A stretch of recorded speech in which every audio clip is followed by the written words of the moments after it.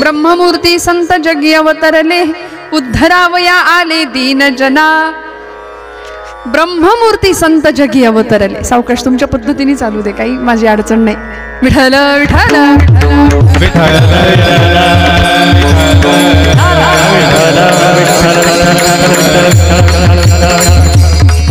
आपण जागे आहेत का सगळे? काही अवघड वाटतंय नाही ना? जेणेकरून मूर्ती ठसावी अंतरी श्रीहरीची, ऐसी कीर्तन मर्यादा हो संतांच्या घराची. या नाथांच्या मर्यादेत कीर्तन करायला आवडतं, त्यामुळे श्रोत्यांनी सुद्धा त्या जबाबदारीने कीर्तन श्रवण केलं पाहिजे, ही माझी धारणा आहे. त्यामुळे खूप लक्ष देऊन ऐका. ब्रह्ममूर्ती संत जगी अवतरले उद्धरावया आले दीन जना. संतांचं अवतरण कशा करताय? संतांचे तुमच्या माझ्यावर असलेले उपकार किती आहेत, या सगळ्याचा उहापोह करायला गेलो ना तर माऊलींचा हरिपाठ समोर ठेवा. एका हरिपाठासाठी माऊलींचे 1000 वेळा पाय धरले तरी ते कमी ठरेल. नाथांचं भागवत असू दे, तुकोबांची गाथा असू दे, पण हे सगळं आम्ही एका बासनात पोथीत गुंडाळून ठेवून दिलंय घरात, है की नाही? एक आजी होती, छान लेकाला एकुलता एक मुलगा, इतकं त्याला लहानाचं मोठं केलं, भरपूर वाढवलं, प्रचंड पैसा कमवायला शिकवलं, शिक्षण दिलं. पती निघून गेला, त्यामुळे एकटी विधवा आयुष्य जगली. पण मुलाला खूप सुंदर शिकवलं आणि परदेशी शिकायला पाठवलं. बरं का, ऐकताय ना सगळे? परदेशी शिकायला पाठवलं. पहिली 2 वर्ष जवळ असलेल्या पैशांवर जमलं, भागलं. मुलगा गेला आणि 3ऱ्या वर्षी हीच म्हातारी आजी भीक मागायची वेळ आली. हो, भीक मागायची वेळ आली. लोक नावं ठेवायला लागले, आजीबाई इतकं केलं, रक्ताचं पाणी केलं, हाडाची काढ केली, जीवाचं रान केलं. बघा, सगळं माहितीये तुम्हाला. जीवाचं रान केलं, सगळं केलं, पण म्हणले काहीच उपयोग नाही. तुमचा लेक तुमच्याकडे बघत सुद्धा नाही, येत सुद्धा नाही. म्हणाले काय उपयोग आहे शिक्षण देऊन आणि संस्कार करून? तर ती आजी म्हणली, नाही ग, मुलगा येत नाही हे मान्य आहे, पण दर महिन्याला काहीतरी म्हणली पाठवतो, मला चिठ्ठी पाठवतो, काहीतरी कागद पाठवतो. म्हटलं कसले कागद आहेत बघू बरं. आज जाऊन बघितलं तर चेक होते, दरवर्षी आलेले 50-50 हजाराचे चेक असे लटकून ठेवले होते, आठवण म्हणून. त्यांना माहितीच नव्हतं, जुना काळ, त्या म्हातारी आजीला माहितीच नव्हतं की या चेक मधून आपल्याला पैसे काढायचे. मला सांगायचंय दृष्टांत यासाठी की असं करोडो रुपयांचे चेक तुमच्या माझ्या घरात आहेत, ग्रंथांच्या रूपाने. आणि हे घरातच असून आम्ही त्याला असं गुंडाळून ठेवले की काय बिशाद ज्ञानेश्वरीची बाहेर येईल. गुंडाळून ठेवले पोथीत आवळून. करोडो रुपयांचे चेक ग्रंथांच्या रूपाने तुमच्या माझ्या घरात आहेत, पण आम्ही मात्र भीक मागतोय बाहेर. मला माफ करा. का? मानसिक स्वास्थ्य नाही, शांतता नाही, समाधान नाही. सध्या सगळ्या जगाची भूक आहे, सत्ता, संपत्ती, ऐश्वर्य, वखवक वाढवली, नुसती समाधानच नाही. शेजारी एखादी वस्तू आली की आमची गृहिणी अशी नुसतं वर खाली जीव होतो, आपल्याकडे कधी येणार, आपल्याकडे कधी येणार. दुनिया एका बाजूला आणि शेजारी एका बाजूला असतात. त्यामुळे अनुकरणासारखं भिकारी सौंदर्य या जगात दुसरं कुठलंच नाही, असं एक वाक्य आहे. आम्ही दुसऱ्यासारखं जगायला बघतो, दुसऱ्यासारखं वागायला बघतो. परमेश्वराने स्वतंत्र अस्तित्व देऊन तुम्हाला मला जन्म दिलाय की नाही? मग स्वतःतली आतली श्रीमंती ओळखूया, जी संतांनी ओळखली. 16 वर्षाच्या ज्ञानदेवांना आत्मचैतन्याचा साक्षात्कार झाला आणि संजीवन समाधी तत्वापर्यंत पोहोचले. सोपं नव्हतं. जगाने काय दिलं? फक्त अवहेलना, अपमान, त्रास, दुःख सगळं दिलं. पण त्याच ज्ञानदेवांनी सिद्ध करून दाखवलं. ब्रह्ममूर्ती संत जगी अवतरले उद्धरावया आले दीनजना. कारण माहिती होतं की माझा अवतार कार्य या करताच आहे, मला लोकांचा उद्धार करायचा आहे. का बरं आपला उद्धार करावा असा वाटला संतांना? कारण मनुष्य नावाची जात, मनुष्य नावाचा प्राणी जन्माला आलाय खरा, पण आपलं हित कशात आहे, आपला उद्धार नेमका कशाने होईल ते कळत नाही. म्हणून तर संध्याकाळ झाली की झी टॉकीज पुन्हा आम्हाला हलूच वाटत नाही, झी मराठी पासून. खरं तर ही वेळ आपली झी मराठीची आहे बरं का महिला मंडळ. आपण एवढा अमूल्य वेळ सोडून इथं आलात की नाही म्हणून आपलं कौतुक आहे. एकदा तुमच्यासाठी टाळ्या जोरदार आपणच वाजवायच्या. कारण बघा ना, टीव्ही असू दे, सोशल मीडिया असू दे, व्हॉट्सअप असू दे, फेसबुक असू दे, या सगळ्यांच्या इतक्या आम्ही आहारी गेलो आणि आधुनिक सुखाच्या मागे लागता लागता आमचं मूळ अध्यात्म, भक्ती तत्व, श्रीमंती, भारतीय परंपरा, व्रतवैकल्य हे सगळं बाजूला पडलं आणि नको त्या गोष्टींच्या आहारी आम्ही जायला लागलो. पतित व्हायला लागलो हिंदू धर्मापासून. मस्तकाला टिळा नाही, वाणीमध्ये मंत्र नाही, मनात श्रद्धा नाही, हातात शस्त्र नाही, काहीच नाही. आम्हाला काहीच नकोय. कुणाच्या घेण्यात नाही, कुणाच्या देण्यात नाही. अशी झापडं लावल्यासारखे जीवन आमचा समाज जगायला लागतो आणि फक्त स्वार्थी आणि सुखलोलुपता आजूबाजूला वाढतीये. ज्या सुखाचा अट्टहास किंवा हव्यास आम्ही करतोय ते सुख मिळतंय असं वाटतं, पण ते चिरंतन टिकत नाही. वाट्याला दुःख येतं आणि दुःख आलं की सगळं खापर देवावर फोडून आम्ही रिकामे होतो. आई जगदंबे बघवलं नाही का ग तुला, कसं ग केलंस, काय ग केलंस. पण संतांनी शाश्वत सुखाचा आनंद समाधान कसं मिळेल याचा मार्ग दाखवला. म्हणून साक्षात परब्रह्म प्रत्येक जातीत जन्माला आलं संतांच्या रूपाने.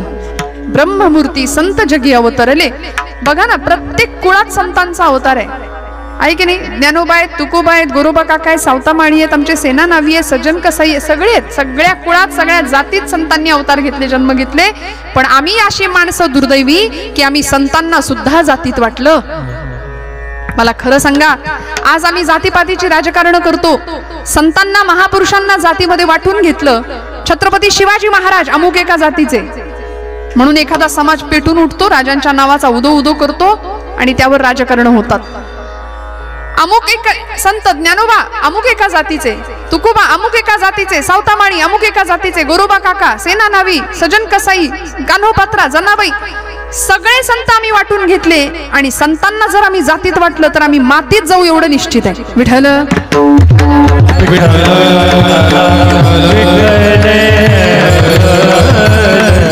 कीर्तनामध्ये यासाठीच येऊन बसायचं श्रोते हो. हे जनजागरण आहे, हा विनोद नाही. मुळात पहिली गोष्ट, आपुलिया सुखस्वार्था केलीच करावी हरिकथा, हरिकथेविण सर्वथा राहोची नाही असं म्हटलंय.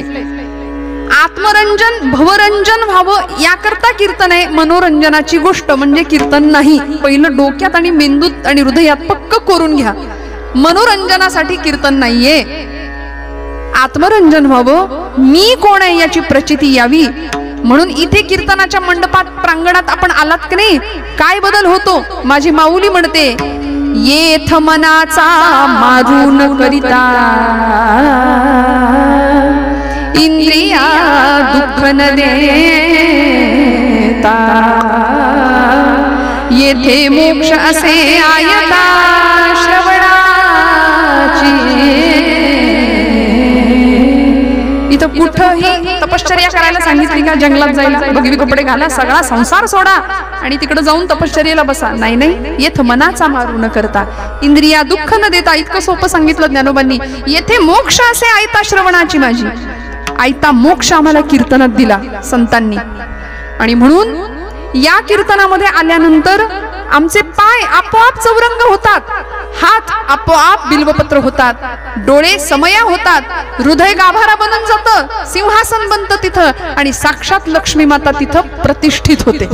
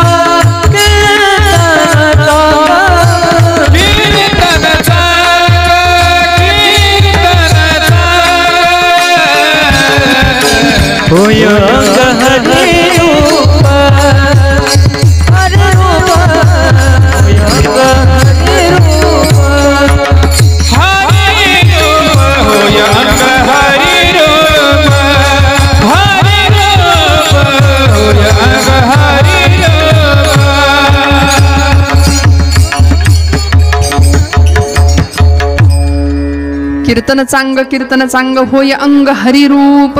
इथे आल्यानंतर हा अनुभव मिळतो. ब्रह्मीभूत काया होतसे कीर्तनी भाग्य तरी ऋणी देवाईसा. कीर्तनात देव नाचतो. कीर्तनात असतो का हो देव? असतो ना. जेथे कीर्तनाची जागा तेथे पांडुरंग उभा, तेथे पांडुरंग उभा, तेथे पांडुरंग उभा. जेथे कीर्तनाची जागा तेथे पांडुरंग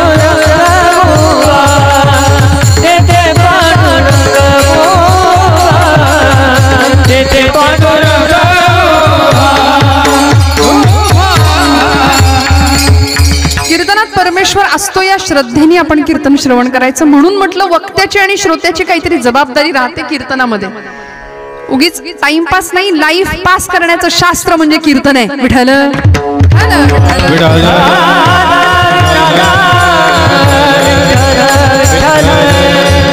संतांनी आम्हाला ही भक्ती शिकवली, साधी सोपी करून शिकवली. म्हणून तुकोबा असतील, ज्ञानोबा असतील, या सगळ्यांचं एकच जीवन कार्य ध्येय होतं की जगाचा उद्धार करणं. उद्धरावया आले दीन जना, सगळ्यांचा उद्धार करायचा होता. म्हणून अनेक 12 मावळातल्या लोकांना देहू निवासी असलेले तुकोबाराय फक्त देवळात बसून टाळ कुटायला शिकवत नव्हते. छत्रपती शिवप्रभूंचं स्वराज्य आकाराला येत होतं काही अंतरावर असलेल्या पुण्यामध्ये, कसब्या पुण्यामध्ये. आणि तुकोबरायांचं धर्मकार्य चाललं होतं देहूमध्ये. कीर्तनाच्या प्रसार प्रचारामधून धर्माचं जागरण तुकोबराय करत होते, भक्ती शिकवत होते समाजाला. आणि एवढंच नाही, अफजल खान नावाचा क्रूरकर्मा पठाण ज्यावेळी स्वराज्यावर चालून येतो त्यावेळी छत्रपती शिवप्रभू तुकोबरायांचं मार्गदर्शन घेतात. महाराज करू काय? महाराज हातात टाळ जरी घेऊन भजन करायला शिकवत असले तरी सुद्धा या देशाच्या हिंदवी स्वराज्य संस्थापकांना आज्ञा करतात, आदेश देतात. शिवबा विंचू देव्हाऱ्याशी आला, देवपूजा नावडे त्याला, तेथे पैजाराचे काम अधमाशी तो अधम. विंचू जर शिवशंभू महादेवाच्या पिंडीवर बसला तर आम्ही असं नाही म्हणत की तुम्ही देवापेक्षा मोठे विंचू स्वामी, त्यालाही दुधाचा अभिषेक आपण नाही घालत. तिथं पैजाराचंच काम आहे ना. मग अधमाशी तो अधम, उद्धटासी उद्धट, खटनटासी खटनट. हे सगळं संतांना आम्हाला वेळोवेळी ओरडून ठासून सांगावं लागलं, सावध करावं लागलं, हिताच्या ठिकाणी जाग करावं लागलं. आणि म्हणून या संतांचं एकमेव कार्य उद्धरावया आले दीन जना. 12 मावळातल्या लोकांना एकत्र करायचं तुकोबरायांनी. सगळ्यांना एकत्र घ्यायचे आणि शिवशंभू महादेवांच्या पिंडी समोर शपथ घ्यायला लावायचे. स्वराज्य कार्यासाठी एकत्र जा, छत्रपतींच्या कार्याला समर्पित व्हा. सामर्थ्य आहे चळवळीचे जो जो करील तयाचे, परंतु तेथे भगवंताचे अधिष्ठान पाहिजे. या न्यायाने आपण या देवाचं, देशाचं आणि धर्माचं काहीतरी देणं लागतो हे सर्वसामान्य जनतेला कळावं. याकरता धर्म या शब्दाचा अर्थ सुद्धा सांगतात. धर्माचे पालन, धर्माचे पालन, धर्माचे पालन, पाखंड खंडन करणे, पाखंड खंडन करणे,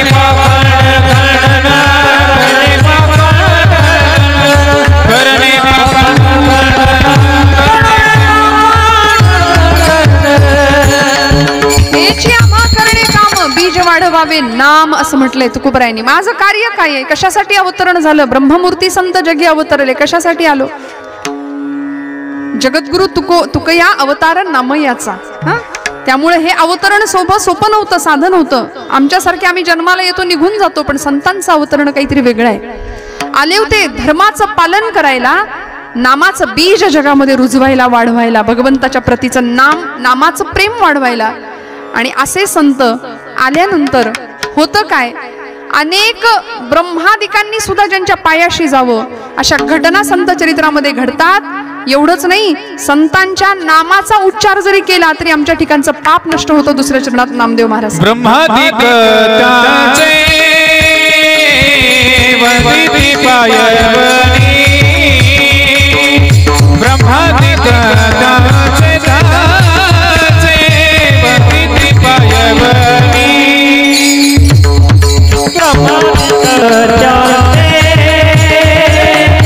वदिती पायवनी, ब्रह्मादिक त्याचे वदिती पायवनी. ब्रह्मादिक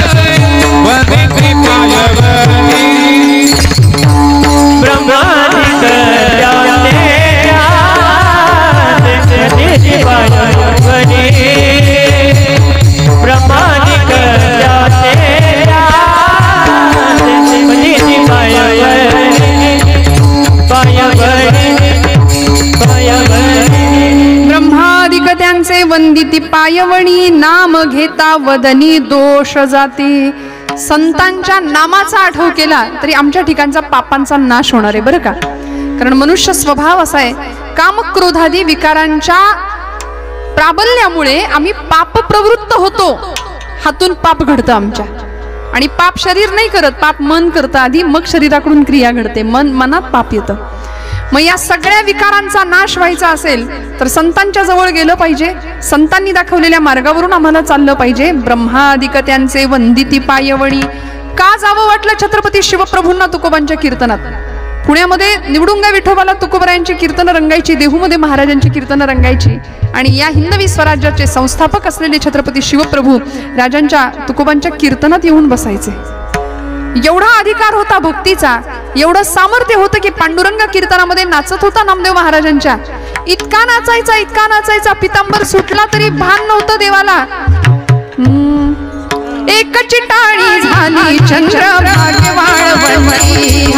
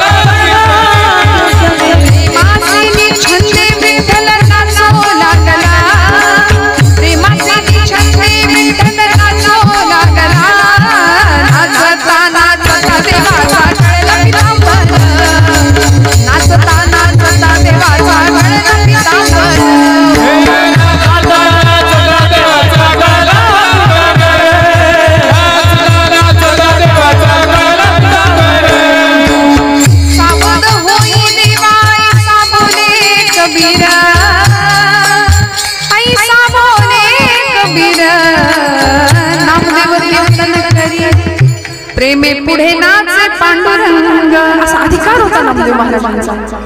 ब्रह्मादिक त्यांची वंदिती पायवणी नाम घेता वदनी दोष जाती.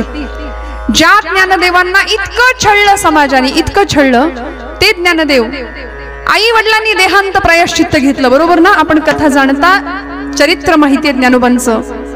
4 भावंड, निवृत्ती ज्ञानदेव, सोपान मुक्ताबाई, ज्ञानेशो भगवान विष्णू, सोपानो भगवान ब्रह्मा, निवृत्तीर भगवान हरहा, मुक्ताख्या ब्रह्मचित्कला. आदिशक्तीचं स्वरूप होतं मुक्ताबाई. म्हणजे साधं सुद्धा काम नव्हतंच ते. आपली ही जगदंबा अनेक नावांनी विराजमान आहे. कुणी तिला यमाई म्हणतं, कुणी तिला तुकाई म्हणतं, कुणी तिला महालक्ष्मी म्हणतं, कुणी रेणुका म्हणतं, कुणी सप्तशृंगी वणीची सप्तशृंगी, कुणी जोगाईची अंबा म्हणतं, कुणी कोपरगावची लक्ष्मी म्हणतं. बरोबर? ती अनेक रूपांनी विराजमान आहे. पण शक्ती एकच आहे, त्या ब्रह्माची ती माया आहे. आणि त्याच ब्रह्माची ती माया आदिशक्ती म्हणून या 3 भावंडांची बहीण म्हणून आली होती.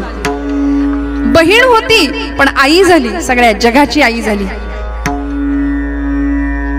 नमो मुक्ताबाई, नमो त्रिभुवन पावनी आद्यत्रय जननी. देवांची ही बुंडळवरायांनी सांगितलं ना, देवतांची सुद्धा आई झाली. या 4ही भावंडांच्या आई वडिलांनी लेकरांना छान जगता यावं म्हणून देहांत प्रायश्चित्त घेतलं. हो, निबिड अंधकार, रात्रीची वेळ, इंद्रायणीच्या डोहाकडे जात असतेनी ही 2 पती पत्नी, आईचं अंतःकरण जड झालं, बाहेर जाता येत नव्हतं. पुन्हा माघारी फिरल्या रुक्मिणी आई साहेब. एकीकडं पती धर्म होता आणि एकीकडं पोरांचं वात्सल्य होतं. परत माघारी फिरल्या, चौघांच्या अंगावरचं पांघरून सरळ केलं, मुक्ताईच्या केसांवरून हात फिरवला, डोळ्यातलं पाणी टपकन मुक्ताईच्या गालावर उघळलं. झोपेतच ते असं पाणी पुसलून टाकलं, वात्सल्य पुसलं गेलं. ज्ञानोबाच्या मस्तकावरून हात फिरवला, निवृत्तीनाथांना जाग केलं, सांगितलं निवृत्ती आपल्या भावंडांना सांभाळ, आपली मुक्ताई खणखणीत आहे, तिच्या ममताळूपणाचा अंत नाहीये, जहालय पण तिच्या ममताळूपणाचा अंत नाही, तिला सांभाळ, सोपानाला सांभाळ. म्हणून आईचं जड अंतःकरणाने निरोप घेतला आणि इंद्रायणीच्या त्या डोहामध्ये दोघांनी रातोरात अंधकारात उड्या मारल्या, प्रायश्चित्त घेतलं, संपून गेलं. पण आता तरी आपल्या लेकरांना चांगलं आयुष्य मिळेल, पण कुठलं काय हो, समाज असा करंटा. आजही आजच्या काळातही काही टवाळ मंडळी आहे की नाही, धर्मकार्यामध्ये विघ्न आणणारी, साधू संतांना त्रास देणारी आहेत, नाही असं नाही. आम्ही पारापारावर बसतो, कट्ट्यावर बसतो, हातामध्ये पत्ते असतात आणि पत्ते खेळत खेळत आमची चर्चा असते, या देशामध्ये क्रांती झाली पाहिजे, हातात पत्ते, आणि या देशात क्रांती झाली पाहिजे, अमुक झालं पाहिजे, तमुक. कुणी तर काही बुद्धीची दृष्ट काढावी अशी मंडळी म्हणतात 150 वर्ष इंग्रज या भारतात राहिले, अजून एक 50 वर्ष राहायला पाहिजे होते. परवाच एक काका म्हणले, मला इतकं राग येत होता आतून, पण म्हटलं जाऊ दे, यांची दृष्ट काढावी आणि आपण गप्प बसावं बुद्धिमत्तेची. म्हणजे 150 वर्ष इंग्रज भारतात राहिले, आपल्या लोकांचं रक्त पिळून घेतलं, स्वाभिमान स्वतःच्या टाचे खाली तुडवून टाकला, इतकं सगळं होऊन सुद्धा अनेकांनी रक्त सांडलं, बलिदान दिलं, आणि आम्ही सहज बोलतो अजून 50 वर्ष इंग्रज राहायला पाहिजे होता, कारण सुधारणा झाल्या असत्या देशामध्ये, जगामध्ये. मला सांगा, आज ललामभूत स्थितीमध्ये माझा भारत देश नाहीये का? इथे कशाची कमतरता आहे? संतांच्या विचारांचं सामर्थ्य इथे श्रीमंती आहे. विज्ञानाची कास आज कुणीकडे झेप घेतली, चंद्रयान आपण पाहिलं. आम्ही कुठल्याही पक्षाचे प्रचार करते नाहीत, पण सावरकर स्वातंत्र्यवीर सांगतात, जे जे उत्तम उदात्त उन्नत महन मधुर ते, जे उत्तम आहे, जे उदात्त आहे, त्याला चांगलं म्हणता आलं पाहिजे. त्यामुळे इतकं सगळं व्हावं. आज जगाच्या आदर्शस्थानी भारत देश असताना सुद्धा आम्ही का बरं भुके कंगाल आणि दरिद्री असल्यासारखे वागतो? मला कधी कधी प्रश्न पडतो. समाधान नावाची श्रीमंती नाही देशामध्ये. कितीतरी लोक दारिद्र्यावस्थेत सुद्धा आहेत. निम्मे लोक अति खाण्यामुळे मरतायत आणि निम्मे लोक उपाशी राहिल्यामुळे मरतायत. असे तफावत होते कधी कधी. बर, ज्यांच्याकडे सगळं आहे त्यांना त्याचा उपभोग घेता येईना. काहींकडे रोज सकाळी उठल्यापासून जो गोळीबार सुरू होतो, गोळीबार म्हणजे मला म्हणायचंय असं, सकाळी उठल्या उठल्या खायची एक गोळी, मग परत जेवल्याच्या आधी एक खायची एक गोळी, जेवणानंतर खायची एक गोळी, परत दुपारी खायची एक गोळी, संध्याकाळी एक गोळी, रात्री झोपता नुसता गोळीबार दिवसभर. का? आरोग्य नावाची लक्ष्मी तुमच्या माझ्याकडे नाही. स्वामी विवेकानंद नावाचे तरुण योद्धा संन्यासी या देशात होऊन गेले. ते काय म्हणायचे माहितीये? मला अशी मर्तुगडी पोरं नको आहेत म्हणायचे. मला पोलादी स्नायूंचे तरुण संन्यासी पाहिजेत माझ्या देशकार्यासाठी. पोलादी स्नायूंचे तरुण संन्यासी. निर्व्यसनी शरीराचा आग्रह स्वामी विवेकानंदांनी आणि आमच्या सगळ्या संतांनी केलाय. कारण शरीरामध्ये व्यसन टाकलं की ती शरीर नावाची यंत्र व्यवस्था, ते उपकरण गंजायला लागतं. शरीरात आतमध्ये व्यसन टाकलं की ते यंत्र गंजणार आहे, फुकट संपणार आहे आणि असंच जिजून संपणार आहे. मग जिजायचंच आहे ना, तर देव देश धर्म कार्यासाठी जिजावं. जे तुकोबांनी आम्हाला शिकवलं, जे ज्ञानोबांनी शिकवलं, जे छत्रपती शिवप्रभूंनी शिकवलं. काय होतं त्या काळामध्ये? ज्ञानोबा तुकोबांना इतका त्रास द्यावा समाजाने काय दिलं? आपल्या जवळ असलेले साईबाबा लोकांनी किती त्रास द्यावा? दिवा लावायला तेल नाही मिळालं, पाण्यावर दिवे लावावे लागले. चमत्काराशिवाय नमस्कार नाही म्हणतात. समाजाला मग कळली महती संतांची आणि त्यांच्या अधिकाराची. काय दिलं समाजाने? फक्त निंदा, अपमान, अवहेलना, त्रास सगळं दिलं. आणि हे सगळं करून ज्ञानोबांनी काय दिलं? विश्वाचे आर्ता माझ्या मनी प्रकाशले, विश्वाचे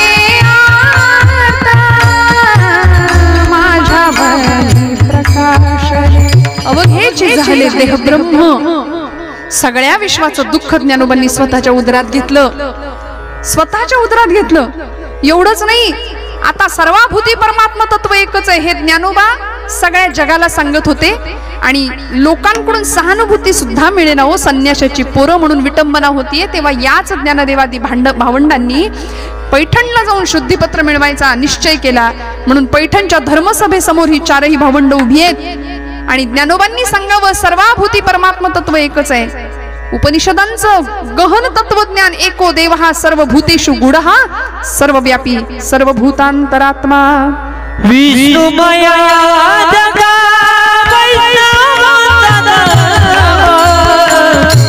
विष्णुमया जगा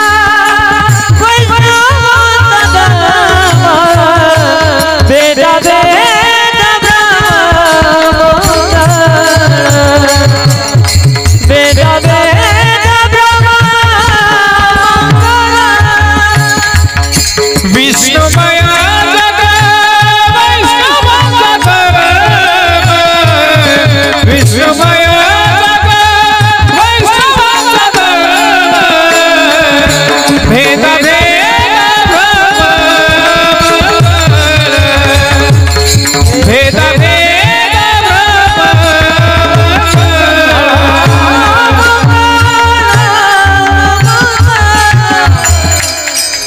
कोण्याही जीवाचा न घडो मत्सर वर्म सर्वेश्वर पूजनाचे विष्णुमय जग वैष्णवांचा धर्म. अरे का कळत नाही तुम्हाला? आपण सगळे एकाच परमेश्वराचे लेकर आहोत हे ज्ञानोबा ओरडून सांगतायत समाजाला.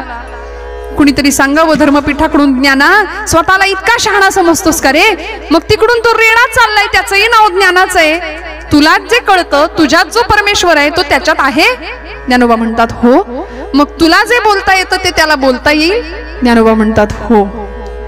निवृत्तीनाथ आणि आमची ब्रह्मचित्कला असलेली आदिशक्ती मुक्ताबाई सांगते, ज्ञाना दादा आता थांबायचं नाही, आता दाखवा जगाला तुमचं सामर्थ्य. म्हणून निवृत्तीनाथांचा उपदेश झाला, आज्ञा मिळाली.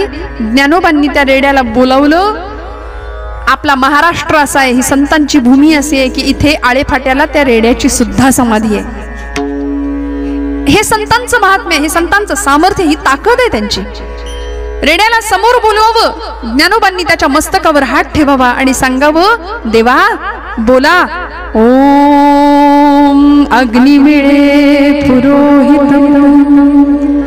तो रेडा बोलायला लागला. ओम अग्निमिळे पुरोहितम यज्ञस्य देवऋत्विजं. रेड्याच्या मुखातून आवाज यायला लागला, वेद. रेडा उच्चारायला लागला. सगळी सभा हैराण झाली, पायाखालची जमीन सरकली. म्हणले अरे अरे थांबा थांबा, म्हणले आम्हाला येतं ते, या रेड्याला यायला लागल्यावर आमच्याकडे कोण येणार, आम्हाला कोण विचारणार? ज्ञानोबा तुम्ही श्रेष्ठ आहात म्हणून मिरवणूक निघावी. शुद्धीपत्र तर म्हणाले, शुद्धीच्याही तुम्ही पलीकडे आहात, आम्ही कोण तुम्हाला शुद्धीपत्र देणार आहे? शुद्धीच्या पलीकडे आहात. इतका उदो उदो झाला. ज्ञानेश्वरीचं लिखाण असू दे, निवासामध्ये सच्चिदानंद बाबांकडून प्रचंड मोठ्या प्रमाणामध्ये वाङ्मय निर्मिती करून जगाचा निरोप या लेकरांनी घेतला. या चारही भावंडांनी समाजाला दिलं ते फक्त अमृताचं संजीवन दिलं. जगाचा उद्धार करण्याचं ब्रीद घेऊन आलेली ही मंडळी, म्हणून त्यांचं नाम घेतलं ना नुसतं तरी सुद्धा पाप नष्ट होतात. टाळी वाजवा. ज्ञानोबा माऊली तुकाराम.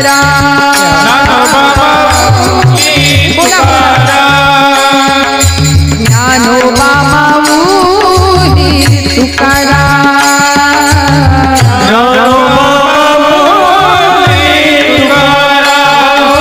ज्ञानोबा माऊली तुकाराम. बोला बोला, टाळी वाजवा.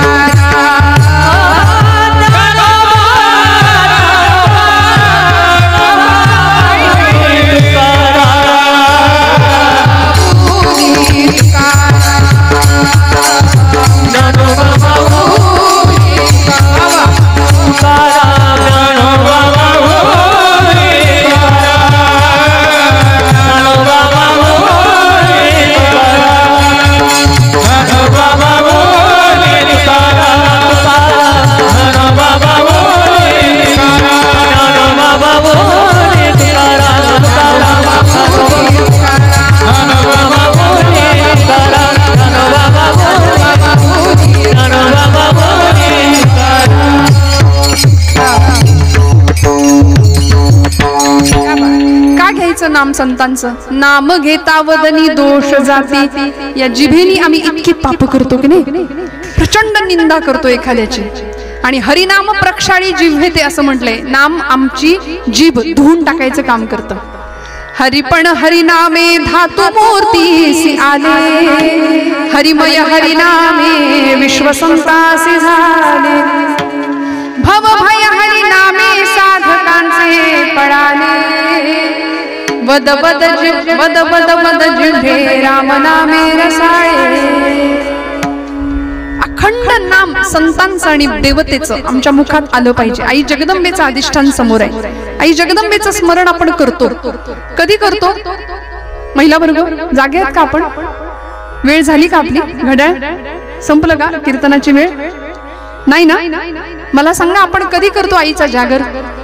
नवरात्रीत, बरोबर ना? पण मला तर असं वाटतं नवरात्रीत आपण गरबाच जास्त खेळतो. जागर देवीचा कमी करतो. देवीचं चरित्र, देवी सप्तशतीचा पाठ, दुर्गा सप्तशती, महिषासुर मर्दिनीचं स्तोत्र आमच्या लेखीबाळींना पाठ झालं पाहिजे की नाही? मला खरं सांगा, आचार्यांनी काय वर्णन केले? आई गिरी नंदिनी नंदित मेदिनी विश्व विनोदिनी नंदनुते. गिरिवर विंध्यशिरोहिणी वासिनी विष्णु विलासिनी विष्णुनुते. भगवती हे श्रुती कंठ कुटुंबिनी भूरि कुटुंबिनी भूरि कृते. जय जय हे महिषासुरमर्दिनी रम्यकपर्दिनी शैलसुते. जय जय हे महिषासुरमर्दिनी रम्यकपर्दिनी शैलसुते. सुरवर वर्षिणी दुर्धर धर्षिणी दुर्मुख वर्षिणी हर्षरते. भुवन पोषिणी शंकर तोषिणी विश्वपोषिणी घोषरते. धनुजनि रोषिणी सुत रोषिणी दुर्मद शोषिणी सिंधु सुते. जय जय हे महिषासुरमर्दिनी रम्यकपर्दिनी शैलसुते. जय जय हे महिषासुरमर्दिनी रम्यकपर्दिनी शैलसुते. जय जय हे महिषासुरमर्दिनी रम्यकपर्दिनी शैलसुते. म्हणून तर नाथ बाबा म्हणले कुळीची हे कुळदेवी केली ठावी संतांनी. ही कुळदेवी, ही ग्रामदेवता आम्हाला कुणामुळे कळली? आमच्या संतांमुळे. तिचं स्वरूप, तिचं रूप, तिचा आकार, तिचं नाम आम्हाला संतांनी सांगितलं. म्हणून तर त्याच संतांच्या आचरणावरून, त्याच संतांच्या मार्गावरून चालणारे शिवछत्रपती तुळजा भवानीच्या समोर उभे राहतात. नुसते राहत नाहीत, तिच्या भक्तीचं प्रतीक म्हणून 64 कवड्यांची माळ राजा गळ्यामध्ये घालतो. एवढंच नाही, हातामध्ये आई जगदंबेचा पोत घेऊन भूत्या बनवून नाचतो सुद्धा. छत्रपती शिवप्रभूंच्या अंगामध्ये संचार व्हायचा भवानी मातेचा. देवी जगदंबेनी भवानी तलवारीला अधिष्ठान दिलं म्हणून नाव सुद्धा तलवारीचं भवानीच होतं राजांच्या. आणि त्याच भवानी तलवारीने अनेकांना पाणी पाजलं. हे इतिहास साक्षीदार आहे, इतिहासाला माहिती आहे. शिवचरित्र आपण जाणता. पण या छत्रपतींनी आई जगदंबे समोर असं गारहाण घालावं. देवी उमे कालिके आदिशक्ती शिवानंदिनी भक्त कल्याणी. चंडासुर छेदिनी भद्रकालिनी शंभासुर प्राण संहारिणी. दाक्षायणी शैल राजेंद्र कन्ये जगत्स्वामिनी राजराजेश्वरी. कुळाची भवानी तुला प्रार्थितो हा शिवाजी रणी. जय जय स्वामिनी देवी उमे कालिके आदिशक्ती शिवानंदिनी भक्त कल्याणी. चंडासुर छेदिनी भद्रकालिनी शंभासुर प्राण संहारिणी. शुंभ निशुंभ महिषासुरादी दैत्यांचा निपात करणारी हे बया, हे जगदंबे आई राजा उधो उधो म्हणून उदयोस्तु जगदंब सतत जप असायचा मुखामध्ये भगवंतांच्या छत्रपतींच्या. सतत कवड्यांच्या माळेला स्पर्श करायचा. जगदंब उदयोस्तु जगदंब उदयोस्तु. हा जप सहन नाही झाला संभाजी राजांच्या मुखातला. म्हणून औरंगजेब सारख्या क्रूर कर्मानी राजांची जीभ छाटली होती. कारण इतके हाल केले, झाडाच्या सालीला रंधे लावावेत ना तशी अंगाची चामडी सोलून काढली होती औरंगजेबाने संभाजी राजांच्या. सूर्यासारखा लालबुंद देह दिसत होता माझ्या राजाचा. पण तरी सुद्धा मुखातनं नाम थांबत नव्हतं. उदयोस्तु जगदंब, उदयोस्तु जगदंब, उदयोस्तु जगदंब, उदयोस्तु. सहन नाही झालं म्हणून जीभ छाटावी, पण डोळ्यातला निघणारा अंगार सहन होईना. कारण या सगळ्या महात्म्यांनी, महापुरुषांनी, संतांनी आई जगदंबेचं अधिष्ठान समोर ठेवलं होतं. तुकोबा सुद्धा आई जगदंबेचंच प्रतीक म्हणून विठ्ठलाला सुद्धा धाव घाली आई म्हणतात. पाहतेसी आता काही विठाई किठाई आपण ऐकलं मग अशी, माझे कृष्णाई कान्हाई रंगाई येई वो, तिला आईच्या स्वरूपातच पाहिलं संतांनी. आषाढी कार्तिकी तुझ्या गोंधळाची दाढी हो, आषाढी कार्तिकी तुझ्या गोंधळाची दाढी हो, आषाढी कार्तिकी तुझ्या गोंधळाची दाढी हो, आषाढी कार्तिकी तुझ्या गोंधळाची दाढी हो, पुंडलिका दिवटा शोभे बाळवटी हो, पुंडलिका दिवटा शोभे बाळवटी हो, एका जनार्दनी अंबा उभी करते मोदी कटी हो, एका जनार्दनी अंबा उभी करते मोदी कटी हो. उदो बोला उदो बोला उदो बोला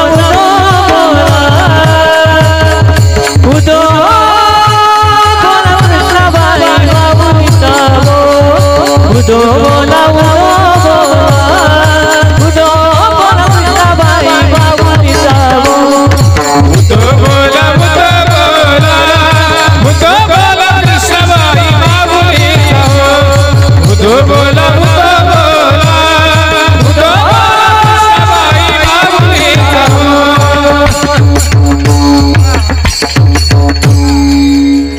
विठ्ठल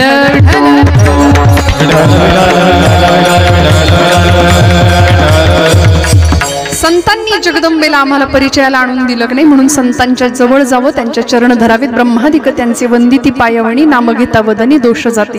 कर्नाटक प्रांतामध्ये एक संत होऊन गेले, पुरंदरदास नाव त्यांचं बरं का. आणि लक्ष्मीचं गुणगान काय गायलंय, मला अर्थ नका विचारू फक्त.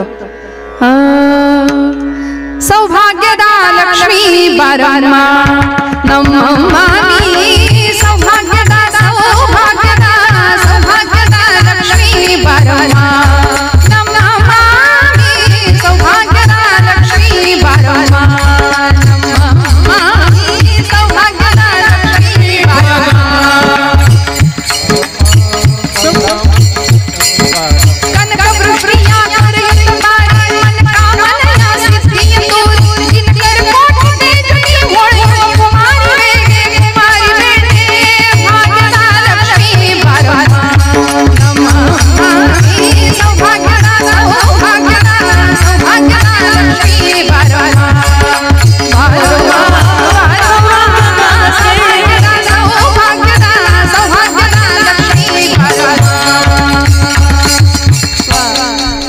अर्थ विचारू नका. कानडी भाषेतलं त्यांनी लिहिलेलं अभंग आहे.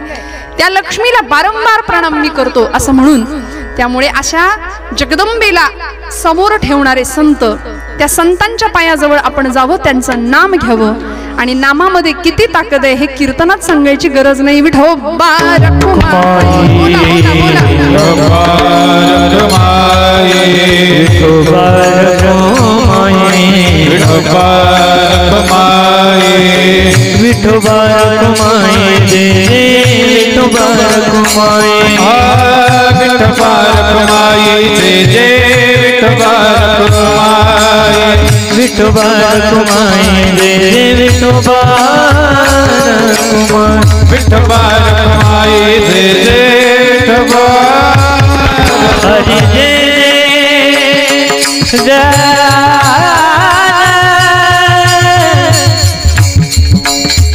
हरि जय हरि जय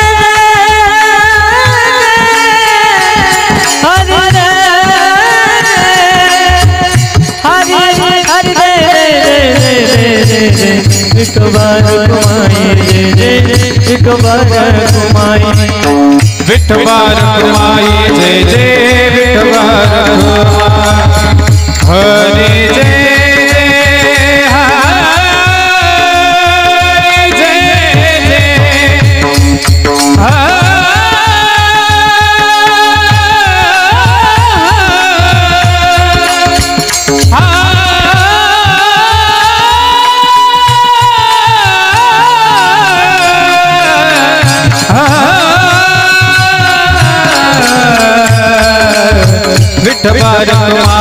जय जय विठोबा रखुमाई जय जय विठ्ठल विठ्ठल ब्रह्ममूर्ती संत जगी अवतरले उद्धरावयाने तीन जना ब्रह्मादिक त्यांचे वंदिती पायवळी नाम घेता वदनी दोष जाते. संतांचं महात्म्य, संतांच्या नामाचं महात्म्य आणि परब्रह्म आणि संत एकरूप कसे येथे सांगणारा नामदेव महाराजांचा हा अभंग. काय होतं संतांच्या सहवासात गेल्यावर? इतका परिणाम होतो संतांच्या साधनेचा, त्यांच्या तपश्चर्येचा, त्यांच्या अस्तित्वाचा. एक दृष्टांत फक्त सांगून मी कीर्तनाचा समारोप करणार आहे. आपल्या सगळ्यांना मला ज्ञात आहे, आपल्या सगळ्यांचा भोजन प्रसाद राहिलेला आहे, बरोबर ना? आणि घड्याळ तुम्हाला खुणवतंय. तिकडे प्रसाद तयार आहे, त्यामुळे तिकडून सुगंध येत आहेत. पण आता करायचं काय? कावळे तर ओरडतायत, पण आम्ही काही थांबायला तयार नाही असं झालंय. त्यामुळे यांनी सत्काराचं काम सुद्धा पटकन घेतलं बहुतेक करायला. पण मी काय करू, आपली सुरुवातच उशिरा झाली, त्यामुळे निदान कमीत कमी 1.5-2 तास भरले पाहिजेत की नाही मला सांगा तुम्ही. पण हरकत नाही, आपण सगळे कीर्तनावर प्रेम करता म्हणूनच इथं आला आहात. काय घडतं संतांच्या सहवासात गेल्यानंतर? किती पापी असू दे, दुराचारी असू दे, आसक्त असू दे, तो इथे आल्यानंतर उद्धार होतो त्याचा. आपल्या सगळ्यांना माहिती आहे तुकोबांची देहूमध्ये कीर्तनं असायची आणि देहूपेक्षा पंचक्रोशीत लोहगावमध्ये तुकोबांची कीर्तनं जास्त रंगायची. महाराष्ट्र लोहगावात जायचे कीर्तनाला आणि असंच एकदा कीर्तन झालं शिवबा कासारांच्या घरी तुकोबांचं. बरं का, ऐकताय ना सगळे? का खरंच भूक लागली कडकडून? हा, संपवणार आहे, काळजी करू नका. आपल्याला 12 तर अजिबातच वाजवायचे नाही, घड्याळातले पण नाही, कीर्तनाचे पण नाही. विठ्ठल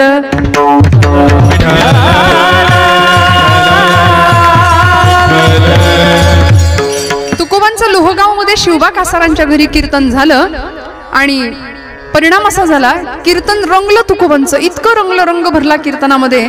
रंगी ओढवावी रंगकथा पुरवी मनोरथा माय बापा या न्यायानी. कीर्तन संपलं आणि तुकोबा आता आपली वीणा चिपळी उचलली आणि निघाले देहूला जायला. आता पूर्वीचा काळ चालत जायचे, पायी प्रवास, आणि चालत जाताना आता मध्यरात्रीची वेळ, लोहगाववरनं देहूला जायचे म्हणजे मध्यरात्र झाली. आणि अशा वेळी मध्यरात्री जी माणसं काही ड्युटीला असतात नाही का, टोळकीच्या टोळकी असतात त्यांची कामाला लागलेली, तर ते असा एक ग्रुप त्यांना भेटला, तुकोबांच्या समोर आला आणि एकमेकात चर्चा करायला लागले. अरे गड्या, आपल्याला चोरी करायची आहे लोहगावात. हे तुकोबा निघाले देहूला, यांना आपल्या सोबत घेऊया म्हणले जरा, म्हणजे आपलं काम सोपं होईल, यांची मदतच होईल. दुसरा म्हणला, अरे यांना काय येतंय रामकृष्ण हरी शिवाय दुसरं काय येतंय, सारखं टाळ कुटायचं आणि रामकृष्ण हरी म्हणायचं, दुसरं काय येतंय, नको म्हणले, यांचं काही असू दे ना म्हणले, माणूस असलेलं वाया जात नाही, घेऊन जाऊया. तुकोबांच्या समोर हे टोळकं आलं. त्यातला एक जण म्हणाला, तुकोबा देहूला चाललात? म्हणले हो, रामकृष्ण हरी नाम चालू आहे. कीर्तन संपलं. आमच्या बरोबर येत आहे का म्हणले. कुठं जायचं? चला तर म्हणाले, काम आहे. चला म्हणले, येतो. फिरले माघारी. संत असेच असतात बरं, कुठला प्रतिकार नाही, काही प्रतिक्रिया नाही, फिरले माघारी. आणि ती सगळं टोळकं तुकोबांना घेऊन पुन्हा त्याच घरात आलं जिथं तुकोबांचं कीर्तन झालं होतं, शिवबा कासारांच्या घरी. त्या घरामध्ये सगळेजण घुसले, सगळ्यांनी आपली आपली जागा निवडली. तुकोबांना सांगितलं, आता तुम्हाला या घरातलं सगळं नीट माहिती आहे, तुम्हीच आत जा आणि आतनं जेवढं काही सामान बाहेर फेकता येईल तेवढं फेका म्हणले. तुकोबांनी सुरुवात केली, त्यांनी सांगितल्याप्रमाणे घ्या म्हणले, काय पाहिजे ते घ्या, मी देतो आतनं तुम्हाला. ते असं पास करायला लागले. बराच वेळ झाला त्याच्यामध्ये नाही म्हणले. तुकोबांच्यानी काही नीट जमेना झाले. आता तुकोबा असं करा, तुम्ही बाहेर या. पण असं करता करता वाजले 4 वाजले म्हटल्यानंतर वारकऱ्याचा ही वेळ काकड्याची. तुकोबांच्या हातामध्ये एक पितळीचं मोठं ताट होतं, हातात एक लाटणं होतं आणि तुकोबा तिथंच सुरू झाले. उठा पांडुरंगा प्रभात समयोगातला, वैष्णवांचा मेळा गरुड पायी दाटला, वैष्णवांचा मेळा गरुड पायी दाटला. उठा पांडुरंगा समयोगातला, वैष्णवांचा मेळा गरुड पायी दाटला, वैष्णवांचा मेळा गरुड पायी दाटला. वाळवंटापासून महाद्वारापर्यंत सुरवरांची दाटी उभे जोडून हात,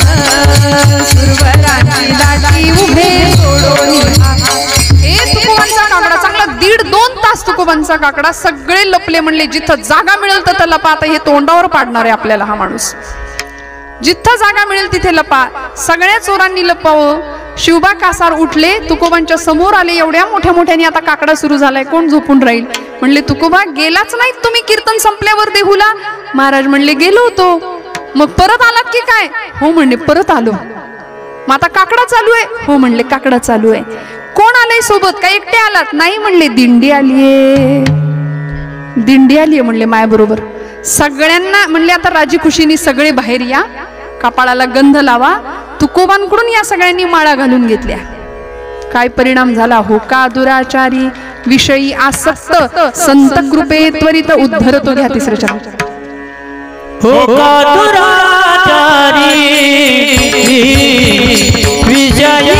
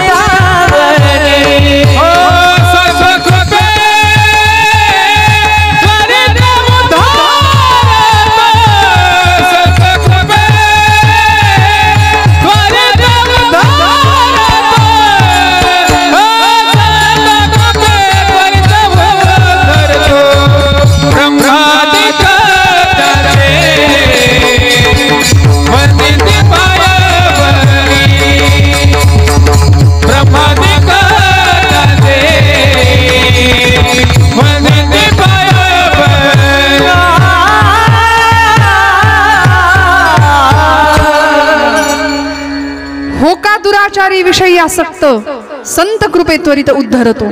तुम्ही आम्ही कितीही पाप केली असली ना तरी संतांच्या सहवासात जाऊया, त्यांच्या विचारांनी वागूया. आमची सगळे पाप प्रक्षालन झाल्याशिवाय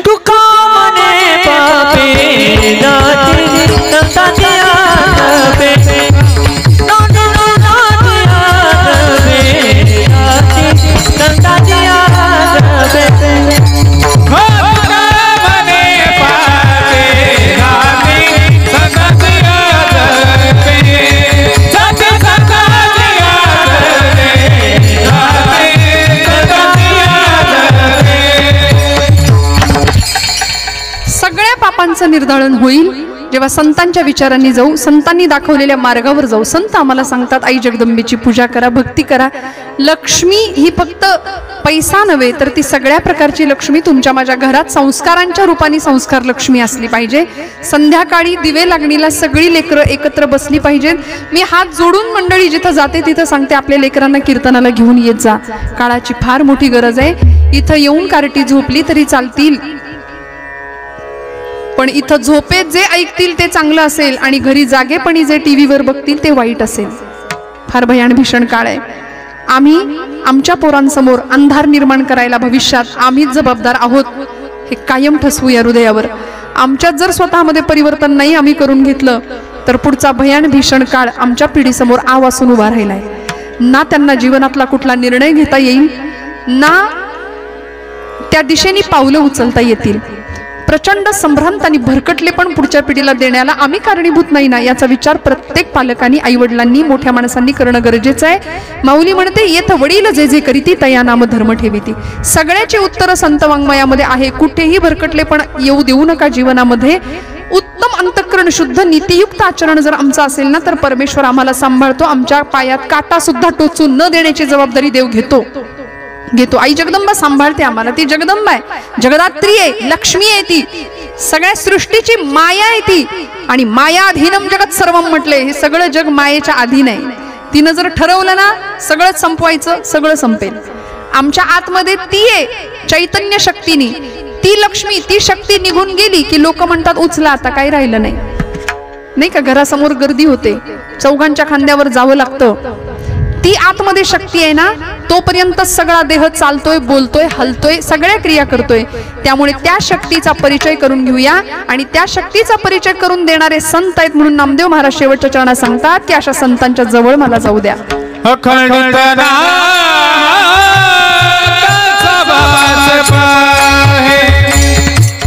अखंडित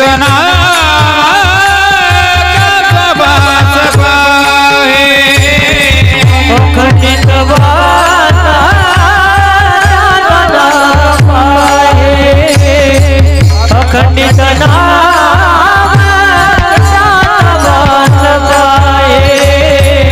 अखंडित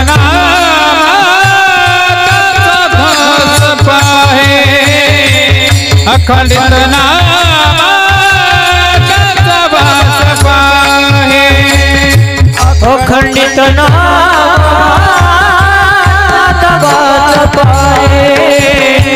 अखंडित अखंडित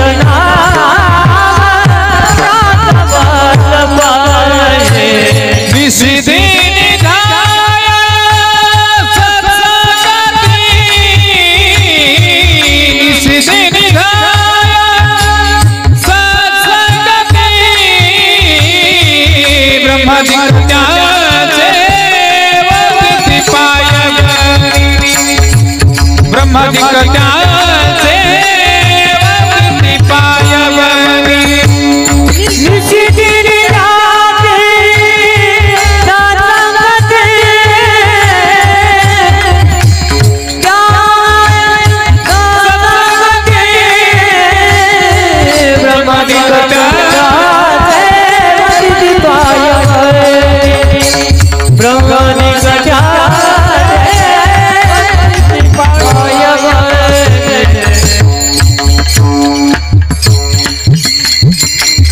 अखंडित नामा